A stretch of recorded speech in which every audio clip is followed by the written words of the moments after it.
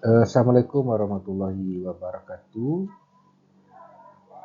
Semoga kita dalam keadaan sehat walafiat semuanya, tetap semangat melaksanakan perkuliahan, diberikan kemudahan kita semua untuk mencerna, memahami apa yang menjadi pembahasan kita pada pertemuan pembahasan materi perkuliahan kita pada perkuliahan sejarah Eropa. Yang menjadi topik kita pada hari ini adalah mengenai Perang Dunia I. Ini adalah salah satu peristiwa terbesar dalam sejarah umat manusia di abad 20 yang berdampak besar terhadap geopolitik, sosial, ekonomi, politik, dan lain-lain. Terutama menjadi epicentrum pada Perang Dunia I itu adalah Eropa. Negara-negara Eropa pada saat itu terjadi ketegangan antar negara Eropa yang menyebabkan mereka saling berkompromi membentuk sebuah aliansi, saling mendukung berkelompok-kelompok untuk melakukan perang, ya. Tentu di sini ada agenda-agenda politik dan ekonomi yang terselubung di dalam kegiatan Perang Dunia Pertama itu. Nah, Perang Dunia Pertama adalah sebuah perang yang sangat besar yang terjadi selama kurang lebih 4 tahun dari 1914 sampai 1918. Ini adalah perang yang melibatkan dua blok, ada yang disebut dengan Triple Alliance, di mana Jerman pada saat itu memegang komando terhadap Triple Alliance. Kemudian ada Triple Entente, ya, yang dimotori oleh Prancis, di mana negara-negara sekutunya ada Prancis, Inggris, dan Rusia. Jadi ada dua kelompok yang berperang pada saat itu yang menjadi pemicu Perang Dunia Pertama. Ada Triple Alliance dan Triple Entente. Nah, ini akan kita bahas lebih lanjut. Nah, pertama, kita akan membahas terlebih dahulu kolonialisme serta imperialisme. Nah, mengapa ini kita bahas? Karena Perang Dunia Pertama itu nanti akan melahirkan yang namanya kolonialisme serta imperialisme. Ada faktor-faktor nanti yang secara otomatis Perang Dunia Pertama itu akan menciptakan kolonialisme dan imperialisme. Pertama, kita lihat pengertian dari kolonialisme. Nah, kolonialisme itu artinya adalah istilah lain dari penjajahan, ya, istilah lain dari kegiatan penjajahan, di mana sebuah sistem yang dipakai oleh negara, terutama negara yang kuat, superpower, untuk menguasai rakyat atau negara, ya, bisa rakyat atau negara, dengan tujuan untuk menguras atau mengambil sumber daya negara lain yang dianggap negara koloni istilahnya, ya. Itu disebut dengan kolonialisme. Sedangkan imperialisme, sebuah kata yang berasal dari bahasa Latin imperer, yang artinya adalah memerintah. Nah, di sini hak untuk memerintah adalah imperium, sebagai negara yang kuat yang memerintah. Nah, kemudian hak yang diberikan pada negara yang memerintah itu disebut dengan imperator. Nah, ini yang biasanya ada irisan. Jika ada kolonialisme, biasanya akan ada juga di sana imperialisme. Ini adalah yang selalu mengikuti setiap peristiwa sejarah, ya, jika ada perang. Nah, ini fakta dari Perang Dunia I yang perlu kita ketahui adalah selama perang 4 tahun itu ada lebih dari 40 juta orang yang tewas, ya. Setengahnya itu adalah 20 juta kebutuhan militer dan sipil. Nah, ini tentu peristiwa yang sangat memilukan pada saat itu. Nah, Perang Dunia Pertama ini menandai sebuah konflik yang besar, ya, berskala internasional, ya, karena melibatkan banyak negara, ya, multi nation terlibat di sana. Nah, kemudian mengakibatkan trauma perang. ada trauma di sana, tidak hanya militer, tentara yang terlibat langsung dalam perang tersebut, juga masyarakat sipil ada trauma pada masa perang itu. Nah, sehingga ada juga pada situ jadi Holocaust, ya, ada Holocaust. Itu adalah pemusnahan terhadap suatu etnis atau kelompok-kelompok tertentu akibat dari konflik tersebut. Nah, kemudian dari peristiwa tersebut membuka jalan untuk peristiwa Perang Dunia Kedua dan genosida setelah Perang Dunia Pertama ini.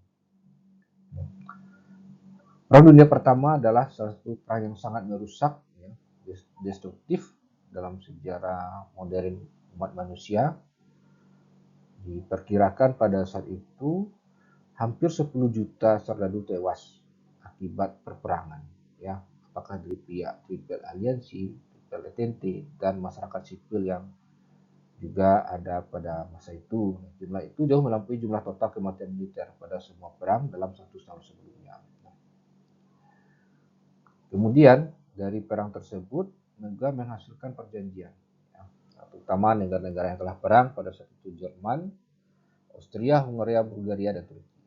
Mereka menuntut pertanggungjawaban negara tersebut, terutama Jerman saat itu menjadi aktor utama dalam Perang Dunia Pertama, ya, dengan Adolf Hitler-nya, karena dalam anggapan negara Triple Entente pada saat itu adalah Jermanlah yang memulai perang, ya, yang cetus api peperangan.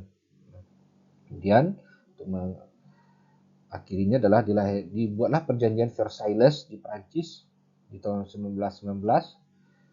Isi perjanjian itu pada dasarnya memaksa Jerman untuk menyerahkan 13% wilayah, kemudian mengurangi angkatan perangnya, jumlah tentara, dan alat-alat militernya. Kemudian Perang Dunia Pertama ini, seperti yang disampaikan di awal, adalah konflik internasional dalam skala besar di abad ke-20. Ini bermula dipicu oleh pada saat itu pewaris mahkota Austria, Raja Franz Ferdinand, serta istrinya. Ketika masa itu dia berkeliling dengan iring-iringan, ditembak oleh sebuah kelompok ekstremis, ya, di Sarajevo pada tanggal 28 Juni 1914, ya. Ini menandai memulainya Perang Dunia Pertama. Ya. Ini penyebab dari Perang Dunia Pertama tentu kemajuan industri, ya. Ketika industri maju, maka negara-negara yang memiliki perekonomian bagus, industri maju, maka mereka mencoba mencari daerah jajahan untuk memasarkan hasil industri mereka, ya, karena mereka terjadi surplus industri, sehingga kalau tetap berlebih barang di negara mereka, maka harga akan jatuh, sehingga caranya adalah untuk menjaga stabilitas harga tersebut, mereka mencari daerah jajahan atau membuat sebuah daerah koloni. Kemudian ada politik kolonialisme dan imperialisme, politik menteri lawan, dan kemudian perdamaian bersenjata. Ini timeline, ya, kronologis dari peristiwa Perang Dunia Pertama. Nah, kemudian kita lihat kemajuan industri di Eropa. Kemajuan industri di Eropa tersebut tidak hanya berdampak positif, tetapi ada faktor negatif lainnya. Ada masalah sosial yang terbentuk dari kemajuan industri tersebut. Menimbulkan masalah baru kehidupan masyarakat, ekonomi, politik, sosial, dan budaya. Nah, ini sebuah gejala umum dalam hal industri. Ketika terjadi kemajuan industri, maka ada dampak negatif yang mengikutinya. Selain dampak positif, tentu ada dampak negatif. Nah, masing-masing negara berusaha untuk memajukan industri dalam negaranya, sehingga menimbulkan terjadinya persaingan di antara negara-negara Eropa. Sebut saja Inggris, Jerman, Prancis, itu adalah Rusia, adalah negara-negara yang maju di abad ke-20 industrinya. Kemudian mereka ada ketegangan, ada persaingan untuk membuat negara mereka lebih maju dan mencari daerah-daerah jajahan. ya, dan mempengaruhi negara-negara, terutama dengan negara terbelakang atau negara-negara berkembang. Kemajuan industri tersebut dicapai akibatnya adalah muncul politik kolonialisme dan imperialisme. Ya, nah ini akibat dari kemajuan industri, akibatnya adalah muncul kolonialisme dan imperialisme dari masing-masing negara yang secara ekonomi dan industri maju. Sebut saja Inggris, ya, kemudian Perancis, Rusia, Jerman. Mereka berusaha untuk mendapatkan wilayah jajahan yang luas untuk mengambil bahan mentah, tidak hanya mengambil bahan mentah tapi juga memasarkan hasil produksi mereka juga sebagai tempat penanaman modal. Begitupun yang terjadi pada Belanda di Indonesia pada masa tersebut. Keadaan fisik dan politik yang semakin tegang menjadi penyebab mendorong negara-negara untuk mencari kawan. Ya, di politik mencari kawan istilahnya, setiap negara merasa khawatir. Ya, ada kekhawatiran sehingga mereka membentuk sebuah aliansi mencari pertemanan untuk melawan kelompok-kelompok yang mereka anggap berseberangan dengan mereka. Sebut saja ada Triple Aliansi, Triple Entente, ya, Triple Aliansi itu ada Jerman, Austria, Hungaria, dan Italia. Ya, ini kalau kita lihat dengan negara-negara dengan paham fasis. Kemudian ada Triple Entente, ya, Perancis, Inggris, dan Rusia. Nah, kemudian ada negara-negara Eropa lainnya ikut dalam kelompok tersebut. Nah, pada awalnya memang tidak ada perang, ya, namun suasana memanas dan negara Eropa tersebut terpecah menjadi dua blok. Nah, ada saling kecurigaan dan kekhawatiran apabila mereka didahului oleh negara-negara yang mereka anggap sebagai kompetitor pada saat itu di Eropa. Nah, maka masing-masing dari mereka meningkatkan persenjataan agar tidak kalah dengan negara-negara lainnya. Perang ini dimulai setelah Franz Ferdinand dibunuh oleh anggota kelompok saat itu dianggap sebagai teroris dari Serbia, ya, Gavrilo Princip di Sarajevo.